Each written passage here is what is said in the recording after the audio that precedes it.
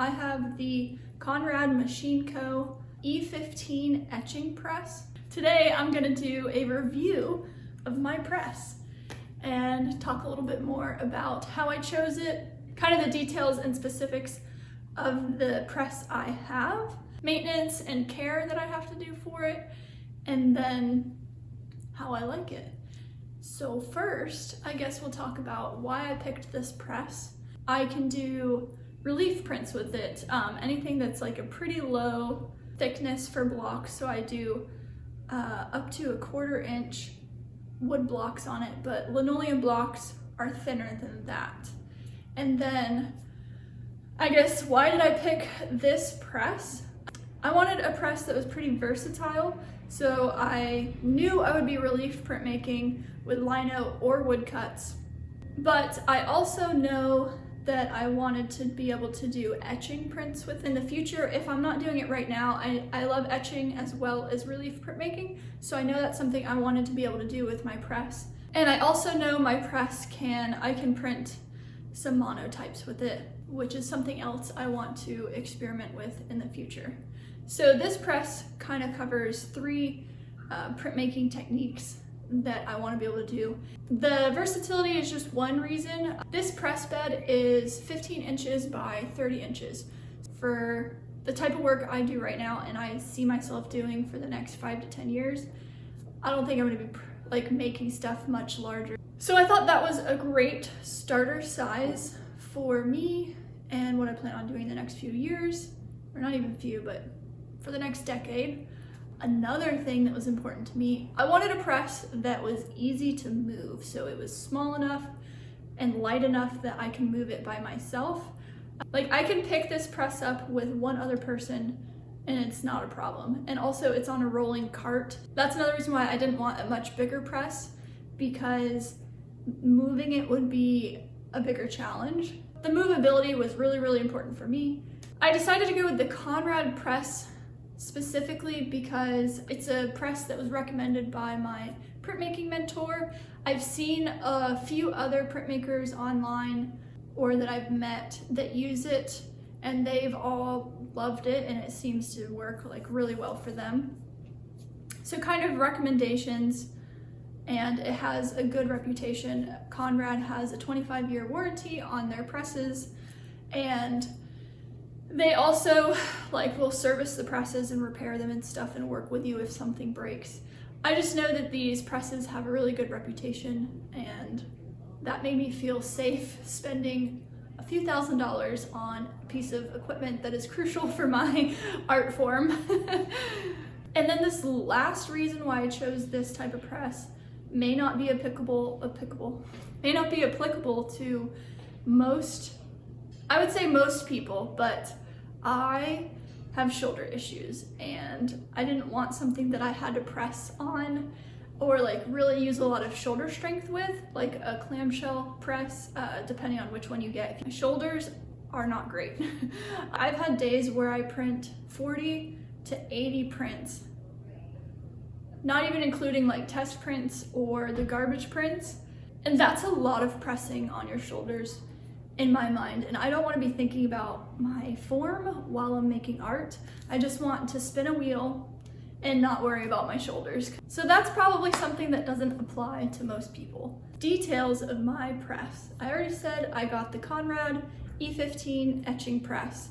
The press bed is 15 inches wide by 30 inches long. And I believe they say online you can print 15 by 30 inches if you want to. That's an odd size in my mind, but it gives me enough wiggle room to do a 14 by 17, or I do 12 by 16, I think. I'll show you kind of the largest blocks I have printed on this, and I could definitely print a bit larger if I want to. This is 12 inches by 16 inches. This is 10 inches by 8 inches, and then this is 7 inches by 5 inches. So mine is just the standard. I didn't get any of the upgrades or additions that you can add on for $100 to another $1,000. I did get all of the press blankets. I hope you guys can see this, but there's 3 press blankets here. I'm sure you've seen them in my videos, but I did get all of those. It was an extra $100. My press cost, I dug out my paperwork for this from a year ago. How long have I had my press? Oh, I ordered my press on January 14th of 2020, before I knew that a pandemic and a year of unemployment was coming. But my press cost $1,989. The felt blankets cost $100, and then the shipping cost $266. And it looks like they didn't charge me any sales tax, or maybe that's worked into the price or something, but the total amount was, including shipping, was $2,355.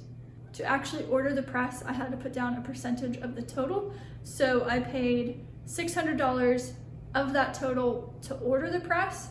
And then it was 4 months. They told me it was 4 months to make my press and ship it to me, because they had a lot of other orders before mine. And they did continue to contact me like when my press was being fabricated, and I did have to pay the remainder of the press before they would ship it. Yeah, and to order the press, I had to call them. Their customer service was super nice and answered all my questions. It was really easy to order it. And anytime that I called to check in or emailed, they always got back to me immediately, if not answered immediately. And I feel like I talked to the same 2 people. I also liked that this company was based in the US, because I liked supporting a US company. I couldn't imagine what shipping would cost if I ordered 150 pounds of equipment from overseas. My press stand, I built that. They do offer a press stand that you can buy, and they'll ship it to you as well. And it's made out of metal, and you just have to add a like 1/2-inch plywood on top. I decided not to get to their stand because a big metal stand sounded really heavy to me, and I wanted to be able to like lift and move it pretty easily. But also, I think with shipping and final cost, it would have been like an extra $500 or something for the stand. They did have an assembly sheet on their website for the stand specific to this press. And I used that to come up with my plans for my stand. And I saved about $500 making my stand myself. It cost me, with wood screws, and the casters on the bottom, all totaled together cost me, I think, $107. I don't know where the receipts from that have gone, but I remember dropping like $100 when I got everything in one day. I was fortunate to be able to use my boyfriend's dad's garage and all of his tools, and he had some spare wood glue that I could also use. I think that's all the details for my press and stand. Last thing about my press is the maintenance and care. Basically, I just have to keep the machine oiled, and they recommend to oil it once a month, but I haven't done that. I oiled it after a couple months of getting it, and now I probably need to oil it again. They recommend using a light machine oil or a 30 weight engine, like motor, like car oil. And I didn't buy the car oil, I just bought this. I looked it up, and this was good enough. So in a minute, I will show you how I oil it. Super easy. I'm supposed to just drip 1 drop of oil or a few into that hole. And then there's another hole right there. And that one is going to be a bit harder.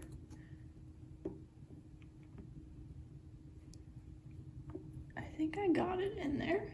But that's all the maintenance. I think that's it for those details. How do I like my press? Am I happy with my press? And the answer is yes.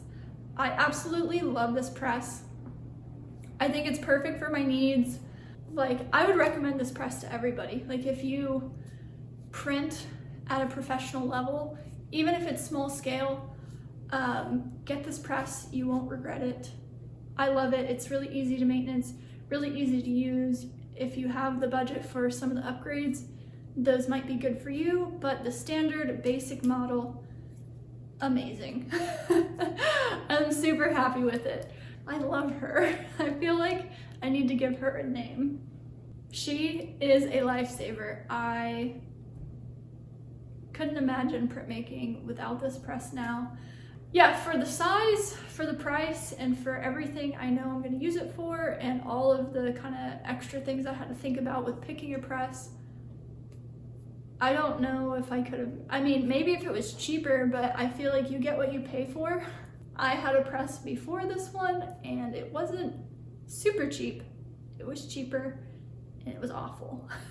Yeah, it's just great for high volume print days. It makes the printing process faster, less stressful. I get consistent print quality, and highly recommend it. So that's all I have to say about my press. I hope you found this helpful. If you're looking at buying a press and you're considering one like this, whenever I was looking for my press, I tried to scour YouTube for press review videos, or even just like people talking about printmaking press options. And I couldn't find anything. So I'm putting this out there. Hopefully it helps someone in choosing a press. And if they're interested in this one, they can kind of see, you know, what it does and see what someone who has had it for a while thinks about it. Yeah, thank you for watching, and I will see you next time. Don't forget to subscribe, comment, and like this video. I appreciate all of that. And that's it. Goodbye. I shouldn't have sat under this little plant. Bye.